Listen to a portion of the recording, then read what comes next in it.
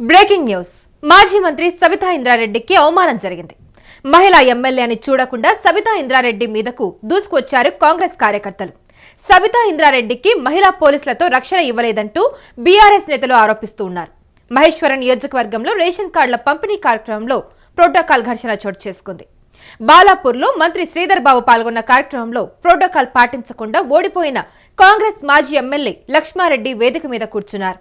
ఇదేం పద్ధతి అని అడగ్గా సబితా ఇంద్రారెడ్డి మీదకు దూసుకొచ్చారు కాంగ్రెస్ పార్టీ కార్యకర్తలు.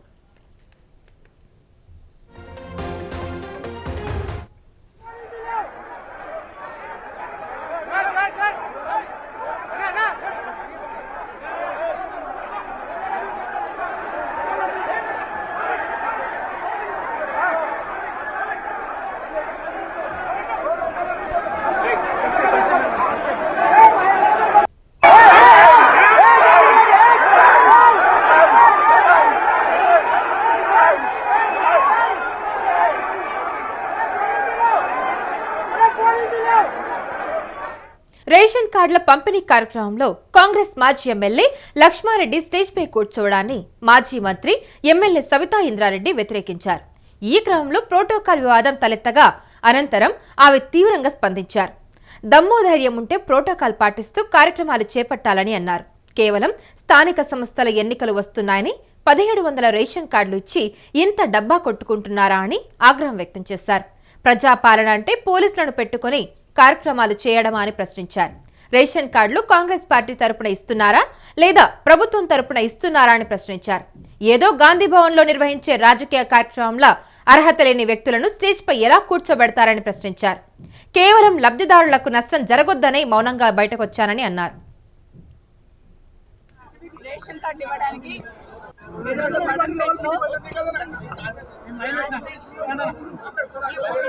ఈరోజు మహేశ్వరం నియోజకవర్గానికి సంబంధించిన రేషన్ కార్డులు ఇవ్వడానికి గౌరవ మంత్రి గారు శ్రీధర్ బాబు గారు రావడం జరిగింది. సంతోషం.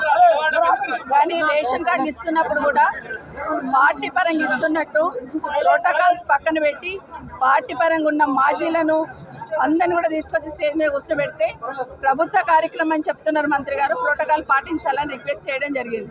అయినా కూడా మంత్రి గారు ఇగ్నోర్ చేసి దాన్ని స్టేజ్ మీద వాళ్ళని అందరిని అట్లే కూర్చోబెట్టడంలో ప్రయత్నం చేయడంలో నేను బైకాట్ చేసి బయటికి రావడం జరిగింది. నాతో పాటు ఉన్న వాళ్ళందరినీ ఎన్ని రకాలుగా పోలీసు వాళ్ళు మా కార్యకర్తల మీద దాడి చేసే ప్రయత్నం చేశారంటే నిజంగా దాన్ని బాధాకరం.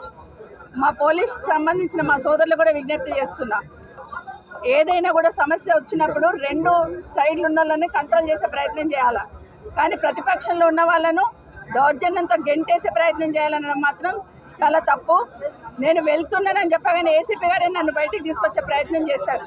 పోలీసు వాళ్ళని అడ్డం పెట్టుకొని ఎన్ని రోజులు పాలన చేస్తారనేది ఖచ్చితంగా ప్రభుత్వం ప్రశ్నించుకోవాలి. ప్రజాపాలన అంటే పోలీసు వాళ్ళని పెట్టుకొని కార్యక్రమాలు చేయడమే ప్రజాపాలన.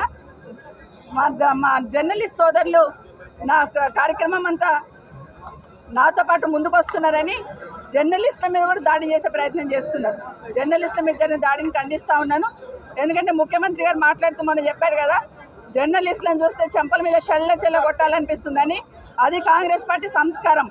ఎందుకంటే జర్నలిస్ట్ అనేవాడి విలువ ఏంటనేది, జర్నలిస్ట్ వాళ్ళకు ఎంత విలువ ఉంటుందనేది, సమాజంలో వాళ్ళ పాత్ర ఏంటనేది గౌరవ ముఖ్యమంత్రి గారు మర్చిపోయినట్టున్నారు.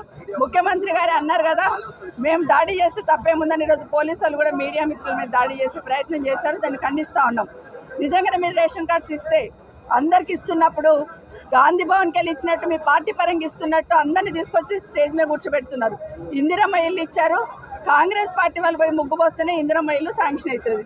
రేషన్ కార్డు కూడా కాంగ్రెస్ పార్టీ వాళ్ళే ఇస్తున్న ఫీలింగ్ తీసుకొచ్చి ప్రభుత్వ పరంగా ఇస్తున్నారా, కాంగ్రెస్ పార్టీ నుండి ఇస్తున్నారా అనేది సమాధానం చెప్పాలి ఈ ప్రభుత్వం. ఎందుకంటే ఈరోజు కాంగ్రెస్ పార్టీ నుండి ఇచ్చినట్టుంటే మీరు గాంధీ భవన్లో పెట్టుకోండి, మీ కార్యకర్తలు కండువాలు వేసుకొని అక్కడ పంచుకోండి తప్పిస్తే ఇది ప్రభుత్వ కార్యక్రమం ప్రోటోకాల్ పాటించడం ఇష్టం లేకపోతే మమ్మల్ని పిలవద్దు, మమ్మల్ని కార్యక్రమాలకి పిలిచి అవమానించే ప్రయత్నం చేయొద్దు. నిజంగానే దమ్ము ధైర్యం ఉంటే ప్రోటోకాల్ పాటిస్తూ పద్ధతి ప్రకారం కార్యక్రమాలు చేయాలి. కానీ ప్రభుత్వ కార్యక్రమాలను కూడా పార్టీ పరంగా చేసి లబ్ధి పొందాలని ఏదైతే నాటకం ఆడుతున్నారో ప్రజలు గమనిస్తూ ఉన్నారు. తప్పకుండా మీ పార్టీకి మీ ప్రభుత్వానికి చమనగీతం పాడడానికి ప్రజలు సిద్ధంగా ఉన్నారు.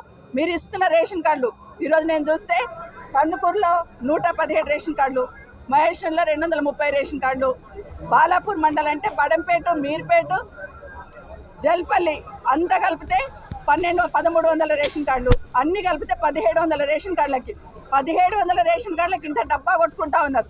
ఈవెన్ కనీసం ఏవైతే అడిషన్స్ ఉన్నాయో అడిషన్స్ కూడా కొత్త రేషన్ కార్డులను లెక్క పెడతా ఉన్నారు.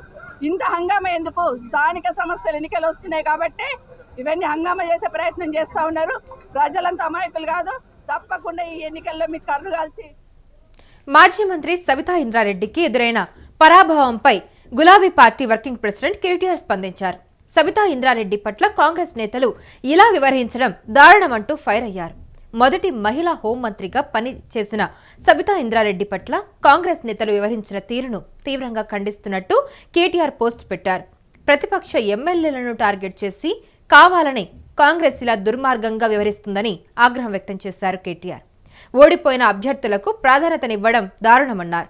పోలీసులు కూడా కాంగ్రెస్ నేతలకు సపోర్ట్గా నిలవడం కాంగ్రెస్ ప్రభుత్వంలోనే జరుగుతుందని ఫైర్ అయ్యారు.